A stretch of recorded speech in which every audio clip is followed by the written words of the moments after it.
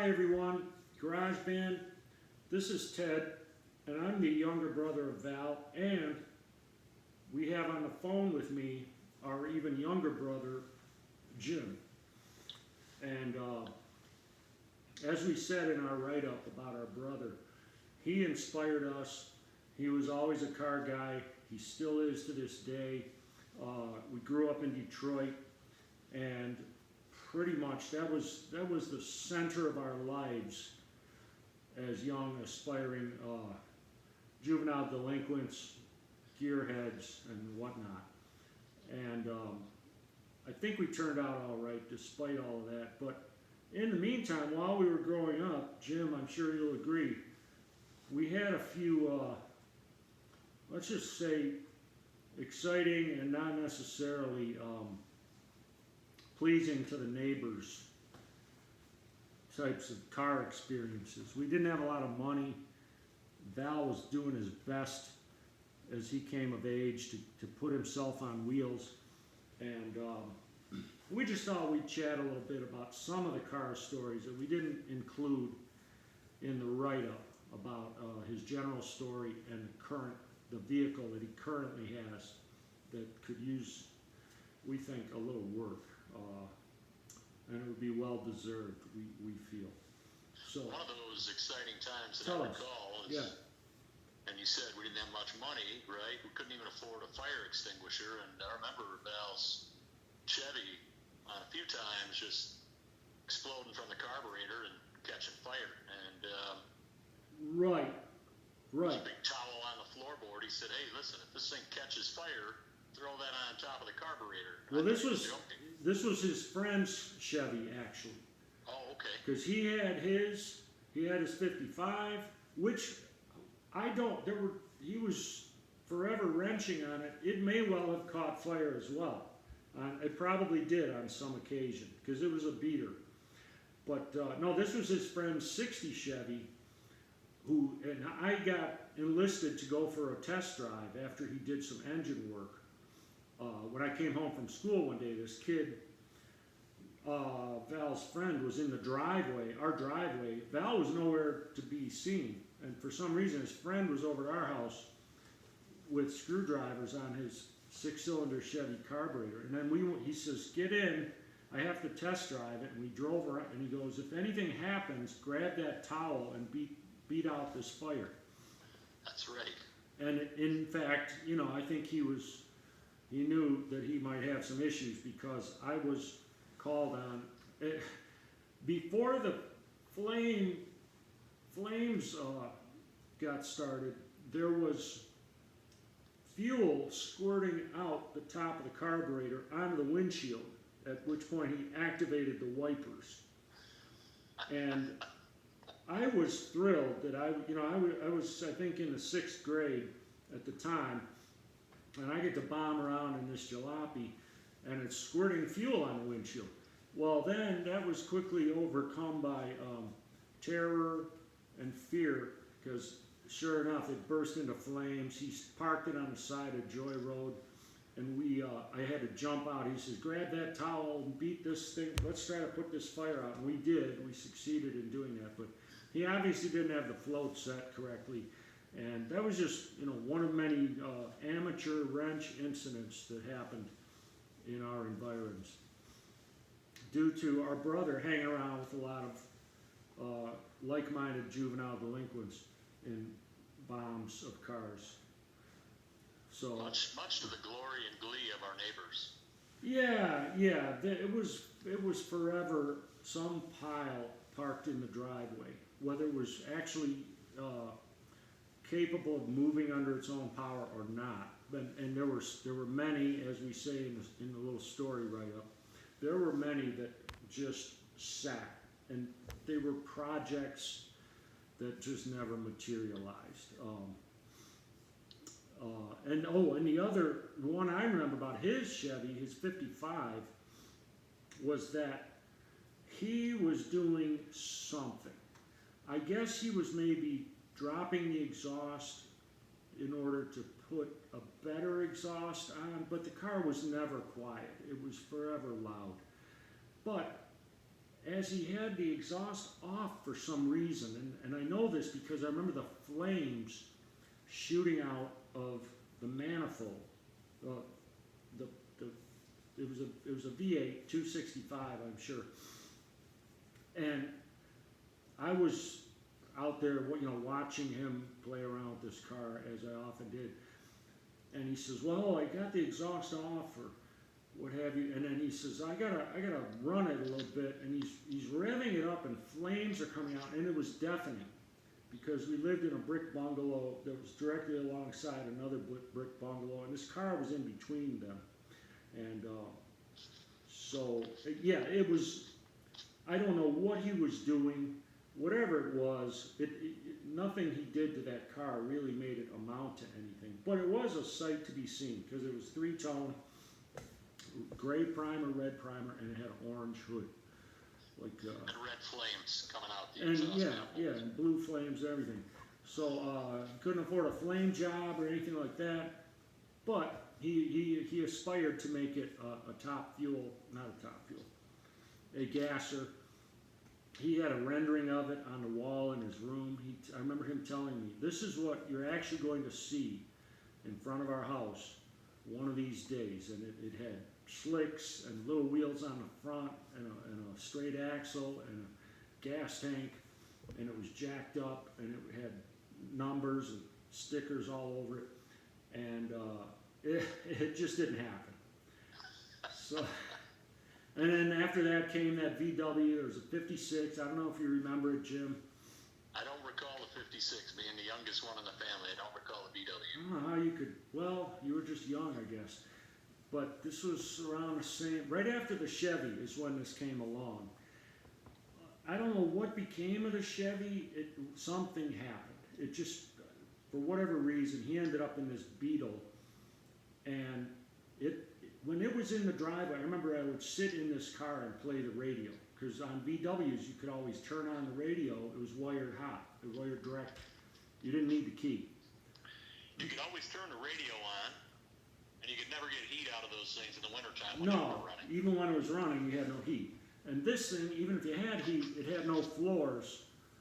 They were literally just hanging. The pans were hanging and dragging on the ground. And so it was a 56. It was faded red. It was very rusty. But it was the coolest thing to me. I would sit in this car and I could play the radio. I remember playing WCHB 1440 Soul Radio in the driveway after school, and just pretending I was driving this VW with the ivory colored wheel and the ivory colored knobs and all that stuff. Listening to Otis Redding. And he had reversed the wheels on it. I mentioned this in the write-up. Because chrome reverse wheels were a cool thing at the time. It was a cheap way to make your car look like it had wide tires, because you'd flip the wheel over. You know what I'm saying, Jim? And they would chrome them, and so you were fairly cool for low money. But he didn't even have that kind of money, so he simply reversed the rims to make it look like it had wide tires, but they were these skinny, what were they, 560 by 15s, I think, was a VW tire. Super skinny. And so it just looked all goofy. He drove it, I don't know how long he had it. It seemed like a long time, but it was probably only a few months. And then the Ford came along. Aunt Lorraine, we called her, right? Lorraine Peach, donated. Yeah, my godmother. Right, see, and Lorraine, yeah. oh, it needs to be mentioned, Mom never had a car nor a license. Mom didn't start driving until Right. she was 35 years old. Right. No, I take that back. She was 35 when she had me, and then it was another when it was like 1970. She got the They started driving. 67 Beetle is Yeah. when she started driving. Yeah. Before that, her friend, Lorraine Peach, who I think their name is spelled Piech, and they had VWs all the time. I think she may have been related to the Piech family, who are part of the Porsche dynasty. But I don't know. They were definitely of German descent. Well, they sure haven't shared their wealth with us. Right, and this, well, just the fact that we're in Detroit and they always had VWs tells me they might have been related to the PX of Germany or something. They had it in their blood. Johnny Peach worked for Ford, didn't he? Didn't he cut hair I don't know what he at did. World Headquarters? He Oh, worked for Ford. okay. So anyway, these are family friends. A lot of car people around town that we were familiar with. But our own mother, on her own, trying to raise 5 kids, had no license and no car. So this lady, Lorraine Peach, was always driving us around in a VW. At one occasion of probably several I remember is that we had like 5 of us, mom, her, and she was no small woman. She was quite large. In her VW getting groceries. We had like 8 bags of groceries, a watermelon, and it was like one of those college things where we had all these people in this bug. But anyway, the car she donated to us before mom even could drive was a 57 Ford, and I wrote about it in a little write-up. And so we had that, and Val was wrenching on it, and he was going to make that a gasser, and that never happened. And then that finally just went away. I don't know what was the issue with that car, but he had invested in it with fiberglass fenders.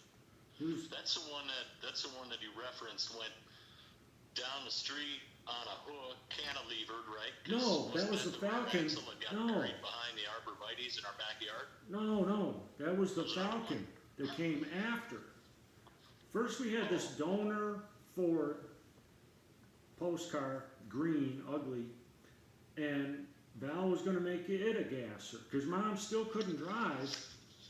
You know, he's not going to like fix it up so that he can take us to get groceries. He's going to make it a long-term project, right? Because he wants to race it. And meanwhile, we're walking to the store or we're going in Lorraine's Volkswagen. So finally, mom did get a license, and that would have been around 68 or 69, as I recall. Maybe 70. And she got 70. She got the 67 Beetle somehow. Someone convinced her, probably Lorraine and maybe our brother, who kind of had a thing for VWs as well. But she ended up driving a 67 Beetle, and from then on, she was a little more independent. But he wasn't the only one that had a VW. You had a VW too. I had 5 of those things. Yeah, I took a liking to them, and you know, we were kind of like all, you know, like an omnivore will eat pretty much anything. We were kind of like, we'll drive anything, right? That's right.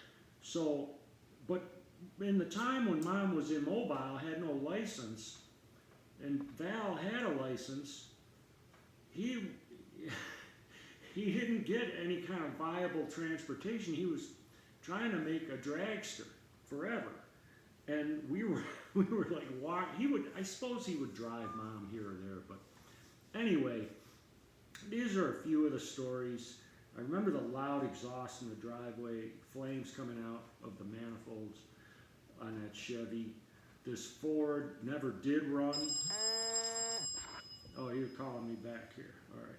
Hey, go ahead. We lost each other for a second, but keep talking. Yeah, the messenger pigeon had to stop and refuel. All right, we're going to try to wrap this up, but yeah, we just thought we'd share a few stories in a little more detail of Val, these cars. He finally, you know, got a real job. He ended up with a new car. He had a viable car, but this is like as he's moving out, he's finally getting a viable car. And that first viable car he had was a 69 Volkswagen. But, oh, here's one. When he had the Chevy 55 that was 3-tone with a lot of rust, he told a story because he delivered pizzas for a living, for Little Caesars Pizza, right, on Joy and Greenfield. And he had his first night at work, or one of the first nights he worked delivering pizzas on the west side. He couldn't find addresses he was kind of finding his way around, because this is about 4 or 5 miles from our house, the neighborhood. And he was bombing around in this Chevy. It was jacked up with those shackles. He put shackles on the leaf springs, so it had a nose down stance. You know, he was eventually going to put a straight axle and leaves on the front, I'm sure, but it never happened. But that thing, he's bombing around delivering pies, and he said he delivered, like, they gave him like 3 pies to deliver. And he delivered the first one, delivered the second one. It's the dead of winter. It's, you know, it's cold, and they didn't have like the insulated bag, I don't think, even. Anyway, he's bombing up and down these streets trying to find an address for the 3rd pie, which is now cold. And he couldn't find the house, and he's terrified he might like lose his job or get in trouble. He's going up and down these streets. He finally sees the house, slams on the brakes, and the pizza slips off the passenger seat, flips upside down, the box opens, and it lands upside down on the filthy floor of this 55 Chevy. And did you hear this story? No. This is the best, I think. This is like this is like a picture of what it was like, that Chevy he drove.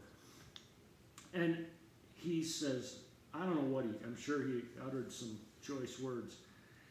And he said, I just panicked. I peeled it off the floor. I put it back in a box and I closed it up like nothing happened. And I made a quick getaway. He says, I delivered it, I collected the dough, and gone. And they got the dough and the cheese and some other, you know, debris off his 55 Chevy floor. We didn't order anchovies on that. Sorry to say, it wasn't anchovies. That was rust from the floorboard. Right. I'm sure they found something crunchy, or they wondered about this Pete. I don't know, but he managed to keep the job. But I just thought that was the most hilarious story. And I guess another one I remember is, just in passing, I'll say, he went to some kid's house who was wrenching in his garage. Might have been Bruce Burt. Bruce Burt was a guy who was a real car guy and knew his stuff. Even in high school, he could diagnose like which cylinder was misfiring and stuff. And he had a 40 Ford. Anyway, it might have been his house. We were over there, and like I got to go along with Val and his buddies who were in this garage wrenching on a car. And I remember seeing like the maybe it was the Snap-on Tools calendar or something on the wall with these calendar girls, because they used to publish some pretty risque calendars. And, yeah, so it was not only a thrill because I got to like ride along. I was like 11 years old or something, and they were going to stop and help a guy replace a fuel pump or something. And I got to hang around in this garage with all these juvenile delinquents and a girly calendar on the wall.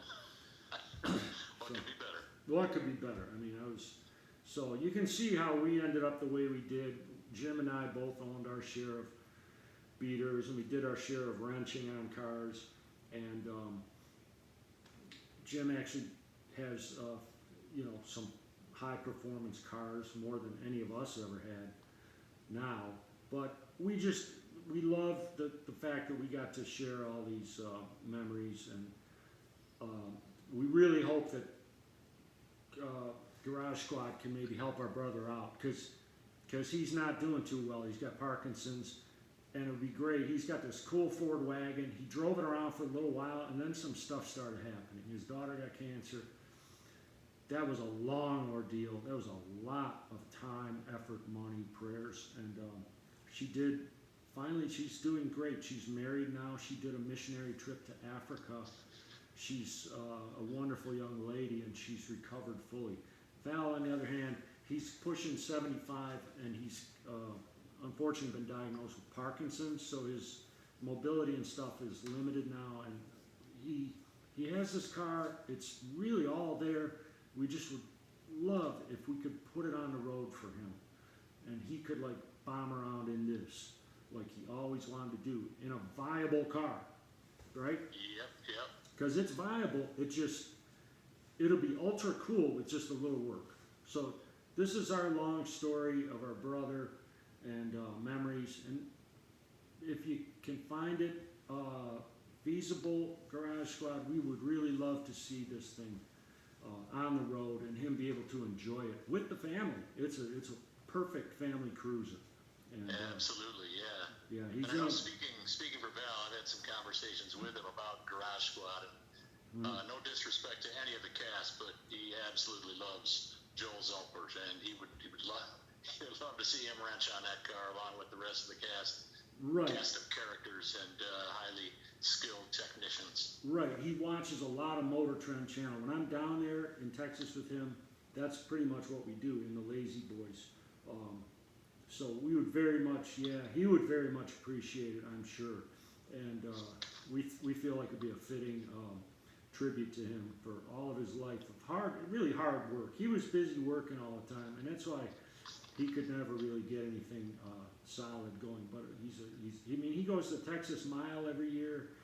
He used to go to Autorama in Detroit when he lived up here.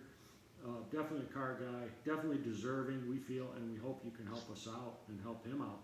And he's in a great area down there in Texas with a lot of car events and cruises and stuff. So any help you can give him, we very much appreciate it. Thank you, Motor Trend, Garage Squad. Thank you very much. Absolutely. All right, out here. Thanks, Jim. You bet, Ted. All right. See ya.